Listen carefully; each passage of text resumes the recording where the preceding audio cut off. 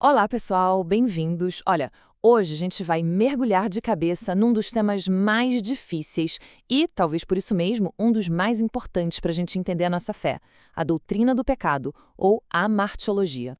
E, para começar, vamos direto para uma das perguntas mais antigas e dolorosas da humanidade. Sabe, não é uma questão só de filosofia ou fé e alma.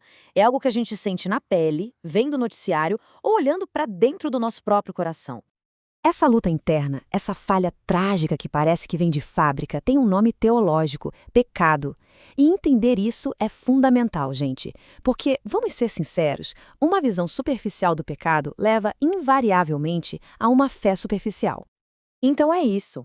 Para a gente poder apreciar de verdade o tamanho da cura, a gente precisa primeiro entender a profundidade do diagnóstico. O estudo do pecado, a armatiologia, vem de uma palavra grega bem interessante, hamartia. Pensa num arqueiro. Ele puxa a corda, mira, solta a flecha, mas ela não acerta o centro. Hamartia é exatamente isso, errar o alvo. E qual é o alvo?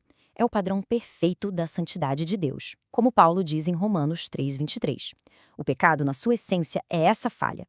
Tá, mas como é que a gente começou a errar esse alvo? De onde veio isso? E mais importante, quais foram as consequências desastrosas? Olha, o pecado original não foi só o ato de comer uma fruta. Foi um processo, uma espécie de escadinha para baixo em 3 degraus. Tudo começou na raiz, a incredulidade, a dúvida na palavra e na bondade de Deus. Disso brotou o orgulho, aquela vontade de ser como Deus, de colocar o eu no trono. E aí finalmente veio a ação, o ato externo, a desobediência, que só confirmou a rebelião que já estava no coração. E o resultado? Uma catástrofe. A queda não foi um tropeço, foi uma fratura universal. Quebrou nossa relação com Deus, causando a morte espiritual. Quebrou a gente por dentro, corrompendo a imagem de Deus em nós. Quebrou a própria criação, trazendo a morte e a maldição. E, um ponto crucial, nos deixou escravos de um sistema mundial que é inimigo de Deus, que a Bíblia chama de cosmos.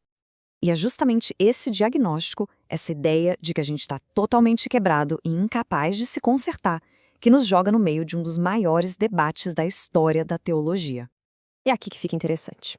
Pensa nesse paradoxo. Se a gente está morto em nossos delitos e pecados, incapaz de buscar a Deus por conta própria, como é que a gente pode ser considerado 100% responsável por nossas escolhas? Parece uma contradição, né? Vamos ver as duas principais respostas para essa tensão. A primeira diferença está em como a gente herda o pecado original. Para a visão calvinista, é a imputação de culpa. É como se a gente já nascesse com a ficha suja de Adão, legalmente culpado pelo que ele fez. Já na visão arminiana, a gente herda a natureza corrompida. Ou seja, a gente nasce com a doença do pecado, com a tendência a pecar, mas não com a culpa do ato de Adão, porque a culpa viria da nossa própria escolha. E claro, isso afeta diretamente como se enxerga a vontade humana. Para o calvinismo, a vontade é como um cadáver espiritual. Um cadáver não consegue escolher nada, certo? Já para o arminianismo, a vontade não está morta, mas está acorrentada, escravizada. Só que aí vem a graça de Deus e meio que desperta essa vontade, dando a ela a chance de fazer uma escolha de verdade. E aí a gente chega na graça. Para o calvinismo, a solução é a graça irresistível. Pensa num uma superpoderoso.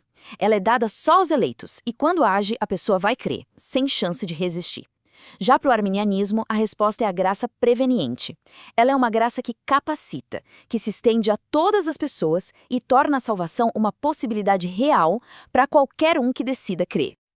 Agora, vamos focar um pouquinho mais nessa solução que a teologia pentecostal arminiana nos apresenta, algo que foi muito bem organizado por John Wesley. O conceito-chave aqui é essa tal de graça preveniente. O nome já diz tudo. É a graça que vem antes da nossa decisão. É vista como uma obra universal do Espírito Santo que age em todo ser humano, dando uma sacudida na consciência e, principalmente, libertando a vontade daquela paralisia do pecado. Ela devolve a capacidade de responder livremente ao Evangelho. E essa graça preveniente tem 3 características muito importantes. Primeiro, ela é universal. Como diz Tito 2,11, a graça se manifestou a todas as pessoas. Segundo, ela é habilitadora. É a luz que, segundo João 9, ilumina todo ser humano. E terceiro, um ponto fundamental. Ela não salva automaticamente. Ela te dá a chave, te coloca de pé na frente da porta, mas a decisão de gerar a maçaneta ainda precisa ser pessoal. E assim, depois de diagnosticar essa profundidade toda do problema do pecado, a gente chega numa solução que é ainda mais profunda e muito mais gloriosa. O estudo da amartiologia nos força a uma conclusão bem séria. A depravação humana é total. Sozinhos, por nós mesmos, estamos espiritualmente mortos, corrompidos e completamente incapazes de nos salvar. Mas, e esse é o grande mas do Evangelho, a solução de Deus em Cristo é perfeita, ela é completa, ela cobre cada rachadura, cada ferida, cada consequência que o pecado trouxe. No final das contas, entender a totalidade do pecado não é para deixar a gente no desespero. Muito pelo contrário. É para fazer a gente olhar para a grandeza da graça e ficar de queixo caído. Uma graça, como diz Hebreus, que é poderosa o suficiente para salvar perfeitamente. A deprovação é profunda, sim, mas a graça de Deus é mais profunda ainda.